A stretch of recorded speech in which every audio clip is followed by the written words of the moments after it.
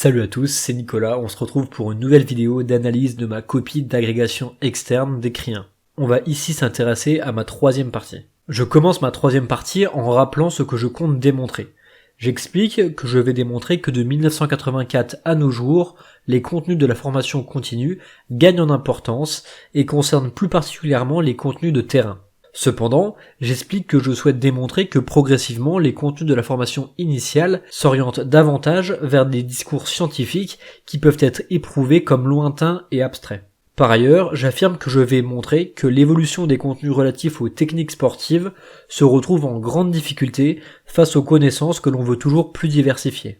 Enfin, j'explique que je souhaite montrer qu'au-delà de l'évolution de la nature des contenus, la finalité des contenus évolue dans la période contemporaine. On ne cherche plus à former un enseignant applicateur, mais un enseignant concepteur, même si nous avons vu que ce changement s'amorce déjà dans les années 70. Au début de mon développement, je commence par justifier mon choix de l'année 1984 comme début de troisième période pour ce sujet. J'explique qu'en 1984, le processus d'universitarisation se termine avec la création des UFR STAPS. Cette universitarisation implique ainsi une massification des contenus scientifiques.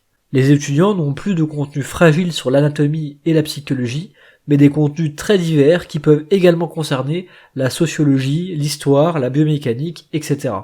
Pour appuyer cet argumentaire, comme en partie 2, je vais utiliser l'analyse des coefficients au CAPEPS faite par Yvon Léziard. En 1971, nous avions vu que les coefficients faisaient une place très importante aux contenus de terrain au détriment des contenus scientifiques. Mais pour cette troisième période, j'explique qu'il y a un rééquilibrage en faveur des contenus scientifiques. En effet, en 1990, les écrits valent 40% des coefficients et exigent l'utilisation de nombreux contenus scientifiques. Après avoir parlé de l'équilibre entre les contenus théoriques et les contenus de terrain, je vais à présent faire une critique de l'évolution des contenus de formation en ce qui concerne l'équilibre entre contenus relatifs aux techniques sportives et contenus relatifs aux sciences. J'explique que la diversification des APSA, notamment avec les 8 groupements d'APSA à partir de 1996, et la diversification des sciences d'appui, entraînent une certaine forme d'abstraction des contenus, les contenus scientifiques ne sont plus liés à l'enseignement, et un émiettement des connaissances minutieuses des techniques sportives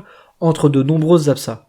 J'insiste sur cet émiettement des connaissances des techniques sportives en expliquant, référence à l'appui, que les connaissances relatives aux techniques sportives et plus largement aux APSA se sont nettement réduites à partir de 1987, tout comme la pratique de ces APSA en STAPS.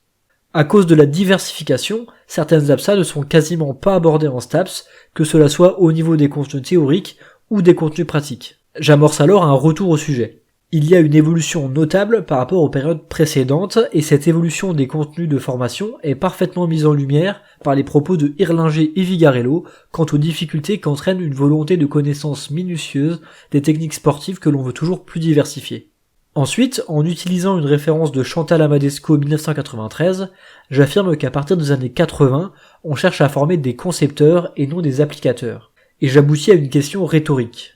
On pourrait donc penser que la faiblesse des contenus techniques en STAPS n'est pas un problème, mais en tant qu'enseignant, comment peut-on concevoir des contenus pertinents sans connaissances spécifiques, pratiques ou théoriques ? J'affirme alors que les problématiques soulevées par les auteurs en 1975 au sujet des contenus de formation ont évolué, mais restent une problématique majeure depuis 1984. Puis, je me base sur les lacunes de la formation initiale que je viens de mettre en évidence pour évoquer la formation continue. J'explique qu'avec la création des MAFPEN en 1982, le législateur a fait évoluer la formation continue, notamment dans le but de compenser les lacunes dans l'évolution des contenus des formations initiales et plus particulièrement des contenus relatifs aux connaissances techniques et pratiques qui sont majoritaires lors des stages de formation continue. Enfin, pour solidifier mon argumentaire, j'ajoute 2 arguments qui corroborent cette idée avec la création de l'agrégation interne en 1988 et du CAPEPS interne en 1989. On arrive à la fin de cette vidéo.